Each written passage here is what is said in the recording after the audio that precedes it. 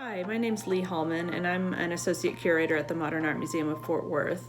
I wanted to talk today about 4 small paintings from the Moderns collection by an artist named Dorothy Antoinette LaSelle, who went by Toni. Toni LaSelle was one of the great pioneers of modernism in Texas, but her story is really only starting to be told. She was actually the first painter here to fully embrace abstract non-representational painting. While there were other artists in North Texas and around the state who were bringing in aspects of abstraction and modernism into their work, they were still working in a semi-representational mode. So Toni LaSelle was the first to paint in a completely non-objective way here. She has a fascinating life story. She was born in 1901, and her life spans almost the entire 20th century. She was born in a small farming town in Nebraska and didn't really discover modern art until she went to college. And she came to Texas because she was recruited by what was then a small college in Denton, Texas, called the Texas State College for Women. And she came down on a 1-year post and ended up staying permanently and taught there for the rest of her career.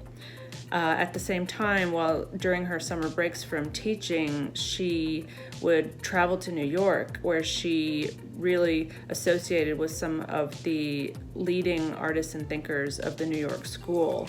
So starting in 1944, she traveled up to Provincetown, Massachusetts, where the painter Hans Hofmann, who was an emigre painter from Germany, who was one of the most influential teachers of the New York school, held a summer academy. So Toni LaSelle went for the first time in 1904 and then returned, I think, almost every year for the rest of her career. And it was a hotbed of abstract expressionism, and she was right in the middle of it. The 4 paintings in the Moderns collection are all from 1952, when LaSelle had established her mature abstract style of painting. We see the artist simplifying her forms here to the most pared down shapes and colors, and it's how she puts these building blocks together that makes these works exciting. Each of these 4 canvases is only 24 inches tall, but they're full of visual movement and tension.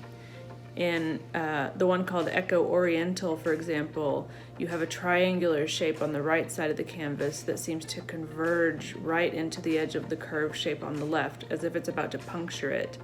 And then you see a circular shape that seems to ricochet off the side of the triangle like a tennis ball into the black field. In Restoration 2, we see the artist layering planes and colors, so we get this play of depth, as forms seem to project outward and others seem to go back to recede into space, and she leaves white strips around some of the shapes that make them almost seem to vibrate.